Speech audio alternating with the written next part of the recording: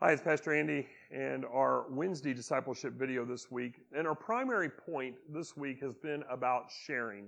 On Sunday, I talked about the fact that there was the sharing of money was primary for that point, and that money for the poor as a matter of reciprocity and for the benefit of future ministry. The future ministry led to the idea of planning future, and that was a part of Monday's video this week. Yesterday, I talked about how Paul used the word for fellowship, koinonia, even when talking about giving, because he was establishing this expectation with the Romans that they would share life together once he finally arrived at Rome. Today, I want to share more about those expectations because it was certainly a part of Paul's plans.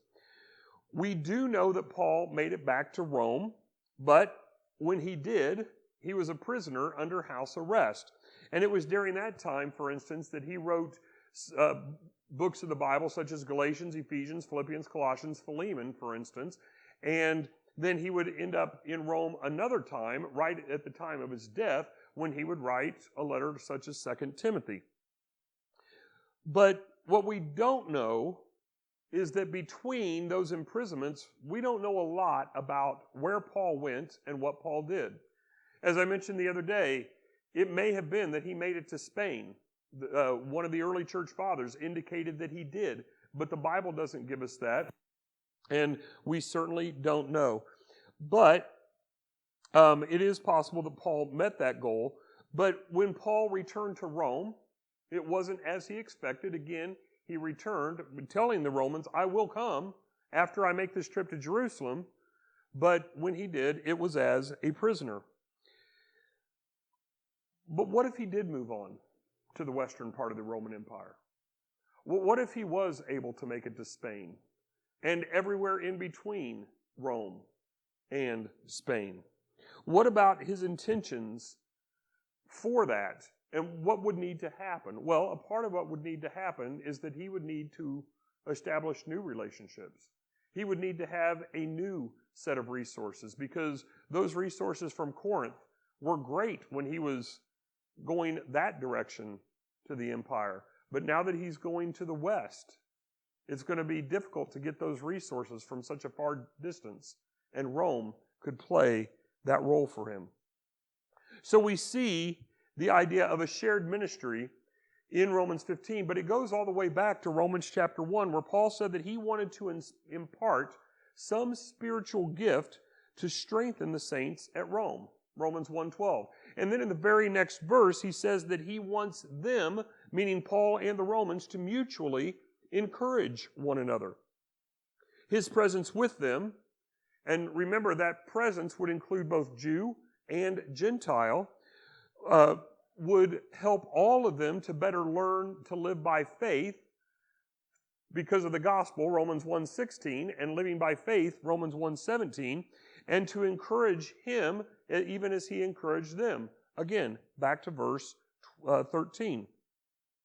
So the result of this trip in coming to Rome would be a result of the blessing of Christ, Romans 15:29, and that they would be a blessing to one another. Romans 15:32. So we see how clearly linked the introduction of this letter and the conclusion of this letter is, even as I mentioned in one of the videos last week.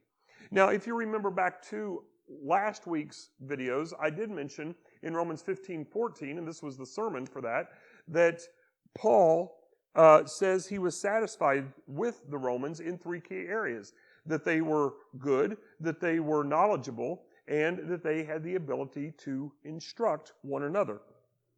Now he wants to stretch them even further by inviting them to join him on his planned journey to Spain.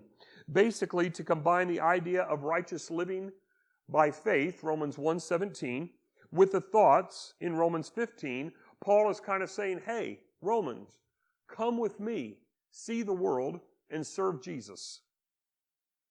Again, Paul is satisfied with the church. He was satisfied with what they were doing. He was satisfied in who they were becoming.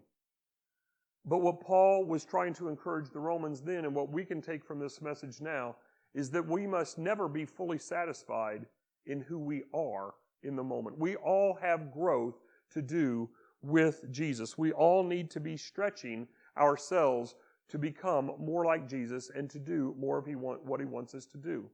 Living by faith is not a part-time job or a part-time option. It is also not a part of life. Well, I think I'll do this for this stage of my life. No, living by faith is something that we choose to do throughout our life. But it's like the weightlifters.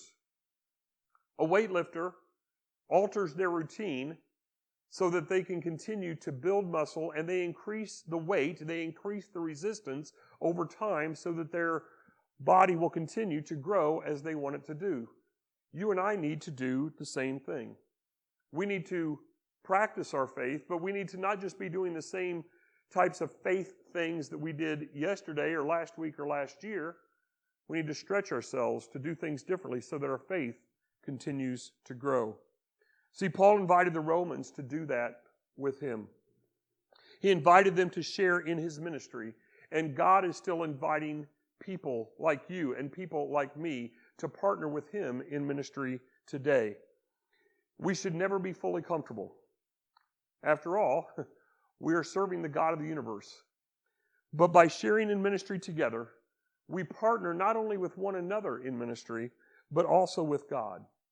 And if we truly partner in that way, sharing of ourselves with one another and giving of ourselves together to God, imagine what God could do to us, through us, and for us, but especially what He would do through us.